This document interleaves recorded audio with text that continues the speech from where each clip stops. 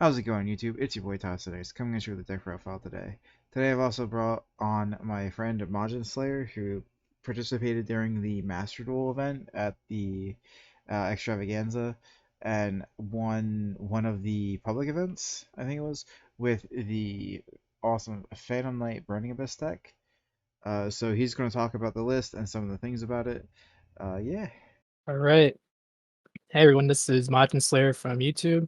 I recently played in the Remote Duel Extravaganza hosted by the Side Deck this past weekend, and I decided to go ahead and play Burning Abyss Phantom Knights, a 60 card pile version of the deck. And without further ado, let's just go ahead and get into the deck list. So right now, I'll go ahead and start off with the Phantom Knight names. We have the 3 Torn Scales, the 2 Ragged Gloves, the 2 Ancient Cloak, the 3 Silent Boots, the 1 Stained Greaves, the 1 Fragile Armor, and then we also just play Rhoda, if you wanna go ahead and count that as a Family name. But, yeah, I would say it's pretty standard ratios aside from the, 2 Ragged Gloves as well as the Fragile Armor. You mainly play the double Ragged Gloves because it's a 60 card pile diversion, so you wanna go ahead and see more Family names compared to, like, maybe a 40 card deck size where you just play 1. And then the Fragile Armor is there to go ahead and help you set up for a possible 5 material Rongo Bongo for, the deck because, without it, you would only be able to do a 4 a material, so that helps out when going for your first turn board. And then for the Burning Abyss package, we play the 3 Tour Guide, the Scarm, Double Graph, Double Seer, the Alich, the Cowcab, the Forfa, the Libic, the Fiendish Rhino Warrior, as well as the Barbar. So this is a little bit heavy on the Burning Abyss package, but mainly you play it so then that way it they all count as level 3s and they all function really well with Cherubini. They help also in a sense to where you can also pair it up with Foolish Burial to go ahead and help break boards, such as with the Cow Cab bouncing back row, as well as the Outledge going to go ahead and like negate face up monsters on the field. Overall, I'd say it works really well with the deck, especially since it's just a Cherubini turbo deck, and they also work really well as discard fodder as well, paired up with your Torn Scales, as well as fodder for your Forbidden Droplets. And then for some of the other extenders, we have the Danger package with the Jackalopes and the Tsuchinoko. This really helps out the deck a lot. They recently went to 3 in the most recent deck ban list. I think it was the Rabbit, so that helped up a lot for getting better discard fodder for your Torn Scales.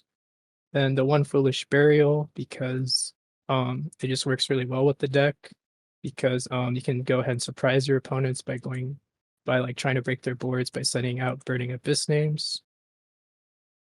And then for the other power spell utility cards, we play the Grass Looks Greener. Typically, you try not to shotgun this first. You mainly want to go ahead and try to do a few bait out some of your opponent's possible hand traps with like maybe your Torn Scales effects or maybe your Tour Guide effects, just because you do run the risk of hitting your DPE engine, which is also something we play. I believe this just went to 2 on the most recent ban list as well, alongside with the 3 Jackalope, so that really helps out this text, and now we can go ahead and see, Fusion Destiny more often. But, we played the Denier and the Dasher package. Um, I didn't like the Malicious package just because it makes more bricks occur in your deck, so I just felt like Denier and Dasher was sufficient enough, and plus Denier being a level 3 helps out the deck a lot when you go ahead and try to, um, beat your opponent on the crackback. And we play, for the going second cards, the, talents, the 3 droplets, the, 2 droll, the 3 maxi, and the 3 ash blossom. So for the going second cards, we play droplets because it works really well with the discard fodder with the deck. You can go ahead and send BA names as well as Fam Night names, and they just float really well in the graveyard. Um, where the Droll and Lockbirds, not only is it really nice against Runic Sprite, which is arguably the best deck right now in Master Duel, but it can also help you out where it is essentially a max C counter as well, but alongside your Ash Blossoms and your Call by the Graves. So that way you just end up maxing your opponents, so then that way you can continue comboing off during your first turn. And so it doesn't essentially become a turn skip. And then we do play the counters to max C. Some things I was debating was like maybe cutting max C to 1 and only playing the counters to max C and just run it as a 1 of. But I still think like it's good enough. Like it's too much of like a floodgate like effects to like make your opponent skip their turn sometimes if they just don't have the out to it. And then I forget if I talked about the traps or not, but we play the 3 Pog Blades, the 1 Wings, and the Shade Brigandine. Wings is just really good for the double revival because we do sometimes set up the Topic Draco feature, which I'll get into as we move on to the extra deck. So we do play the Utopic Draco future package. It's a pretty nice package. In my personal opinion, I recently just started to try this out. I haven't done so in my previous deck list, but I really like how you can essentially pair it up with Dante, and like it also gets recursion by adding back any of your BA names once you go ahead and detach it from there. I also feel like it's a really good strong card because it cannot be destroyed by battle or card effects as well. And then we play the double break sword because it's really good to abuse in this deck. I usually like to go for 1 setup whenever I go for my first turn board, and then 1 for the crackback whenever you're trying to beat your opponent. Then we play the Cherubini, the Rusty Bardiche, the Verte Anaconda, and the DP package. You mainly don't play the other stuff like Link Spider just because I don't feel like it's really needed. You currently don't really have to worry about Nibiru right now because people aren't um putting it into their deck list due to like Sprite being able to like, easily play around it. And then we play the Nightmare Unicorn, the Access Code Talker package, and then we also play the Ranglo Bongo. It's just I feel like it's needed because if you go uninterrupted, that means your opponent has probably a handful of like a lot of engine. So in order to counteract that, you're gonna want to go ahead and just try to lock them out from the game. And then we play 1 Zeus. I don't think Downward is needed in this deck. I think you're fine for the most part, just going to go ahead and just do a single board wipe on the Zeus. And for now that I went ahead and finished up the deck list, some of my main matches I had, they were 3 rounds in total. The first round was against Zodiac, which was my hardest matchup. I think for the most part, I 2-0'd him. I actually 2-0'd everyone in each round that I played in. I ended up winning the dice roll, and I believe he double hand trapped me. It was quite a grind game because he was able to double hand trap me as well as create a Dryden plus a Zeus. And then game 2, he only ended with a Dryden.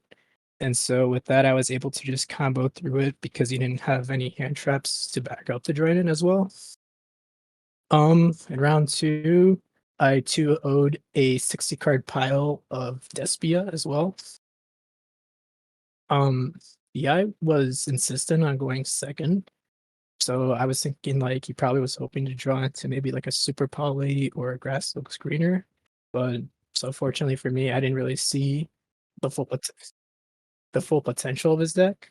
So maybe I just got lucky with that one.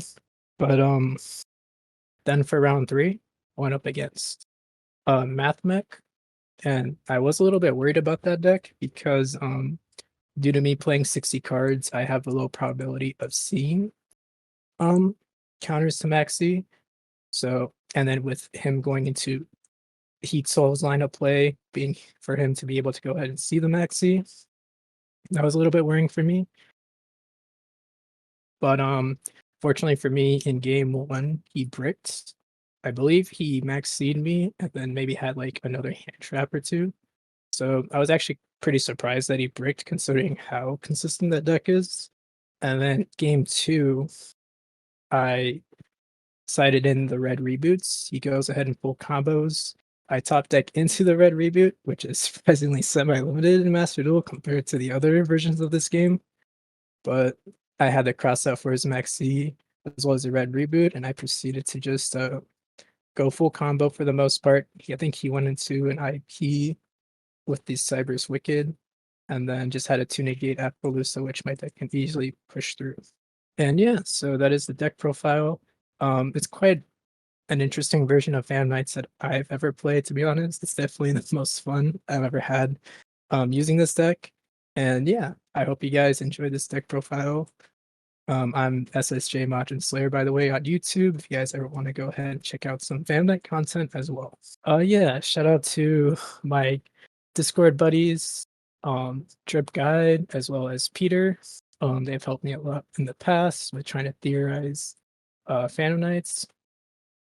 And shout out to Toph, who has also given me advice on uh, just having me on his channel as well as just Phantom Night deck building advice in general. All right, thank you so much for coming on, Majin Slayer. Congratulations again on winning that the Master Duel playmat, and we'll hope to see you again in the future. Thank you so much.